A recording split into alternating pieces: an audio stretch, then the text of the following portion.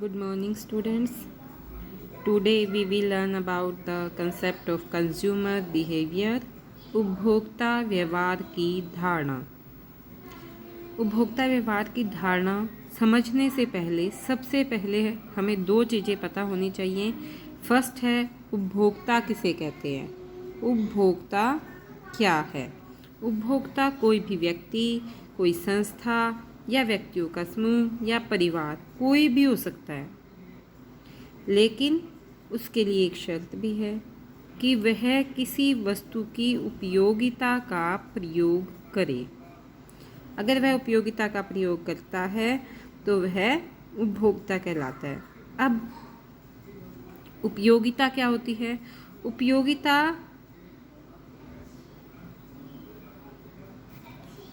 उपयोगिता किसी वस्तु की वह शक्ति होती है जो हमारी आवश्यकता को संतुष्ट करती है। उपयोगिता किसी वस्तु की वो शक्ति होती है जो हमारी आवश्यकता को संतुष्ट करे। जैसे कि पानी के अंदर हमारी प्यास को बुझाने की शक्ति है, यानी उसका प्यास बुझाने का गुण उसकी उपयोगिता कहलाता है।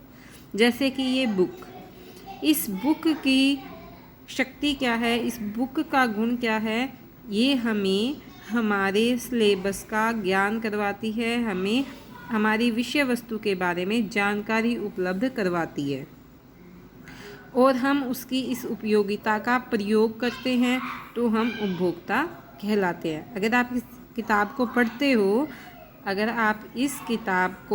पढ़ते हैं तो आप इस बुक के उपभोक्ता हैं। बेशक आपने वो पैसों से नहीं खरीदी, लेकिन इसका जो ज्ञान देने का गुण है, अगर आपने उसका प्रयोग किया तो आप उसके उपभोक्ता कहलाएंगे। तो हमें समझ आ गया उपभोक्ता कौन है। जो किसी वस्तु का प्रयोग करता है, उसकी आवश्यकता संतुष्टि के गुण का यूज़ करता है, वो उपभोक्ता कहलाता है।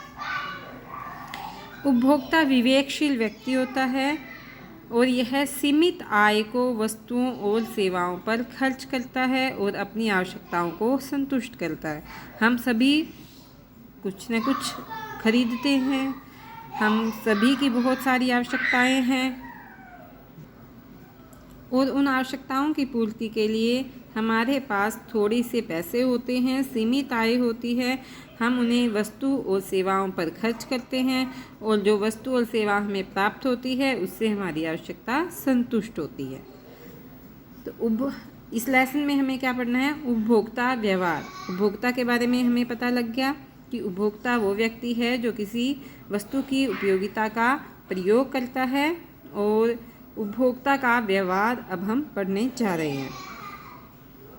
उपभोक्ता के व्यवहार से अभिप्राय ये है कि जब भी कोई उपभोक्ता ये चुनाव करता है कि वो अपनी आय को किस तरह से खर्च करेगा, तो ये उसका व्यवहार कहलाता है। जैसे कि कोई व्यक्ति कंजूस होता है, कोई अधिक खर्चीला होता है, किसी की आदत होती है कि वो अपने बजट के हिसाब से खर्चा करता है। ये जो उसकी खर्च करने की आदत है, वस्तुओं का चुनाव करने की आदत है, ये उसका व्यवहार है। जब वह व्यक्ति सोचता है कि वह अपनी आय को किस प्रकार से खर्च करेगा, हो सकता है वो अपनी आय का अधिक हिस्सा खर्च करे और कम हिस्सा बचाए, या कम हिस्सा खर्च करे अधिक हिस्सा बचाए। चीज़ें सस्ती होने पे वो ज़्यादा खरीदेगा या चीज़ें महंगी होने पर वो ज़्यादा खरीदेगा। वो अपनी आय को किस तरह से खर्च करता है, कौन सी वस्तु खरीदता है, ये सारा उसका व्यवहार है। उपभोक्ता व्यवहार से भी प्राय उस विधि से है जिसके द्वारा उपभोक्ता ये चुनाव करते हैं कि वे अपनी आय को किस प्रकार खर्च करेंगे।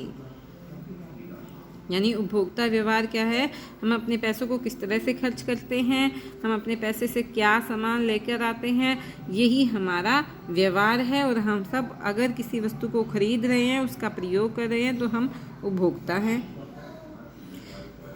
तो उपभोक्ता अपने व्यय से उपयोगिता को प्राप्त करता है, और उपयोगिता क्या है, किसी वस्तु की आवश्यकता संतुष्टि का गुण। एक उपभोक्ता उस समय संतुलन की अवस्था में होता है जब वह अपने व्यवहार को वर्तमान परिस्थितियों में सबसे अच्छा मानता है। इसका अर्थ क्या हुआ कि जब आप अपने पैसे खर्च कर रहे हैं और आपको ये लगता है कि इतने पैसे में इतनी ही चीज़ें आनी चाहिए थी, इस पैसे से हमें जो मिलना चाहिए था वो हमें मिल गया और हम संतुष्ट हैं, अब इससे ना ही तो ज़्यादा ना ही कम कुछ भी लेना नहीं है, तो हम क्या है, संतुलन में हैं। जैसे हमने एक एग्जाम्पल लिया था उस दिन कि हमें 25 रुपीज़ की 4 नोटबुक लेनी है, 25 रुपये की 4 किताबें लेनी है अपने 100 रुपये में, लेकिन अगर वो किताबें हमें, वो कॉपियाँ हमें 20 रुपये में ही मिल जाती हैं, तो हम 4 की जगह 5 कॉपी खरीद लेते हैं और हमें यूँ लगता है कि इस स्थिति में कोई चेंज नहीं होना चाहिए। वो वर्तमान परिस्थितियों को सबसे अच्छा मानता है।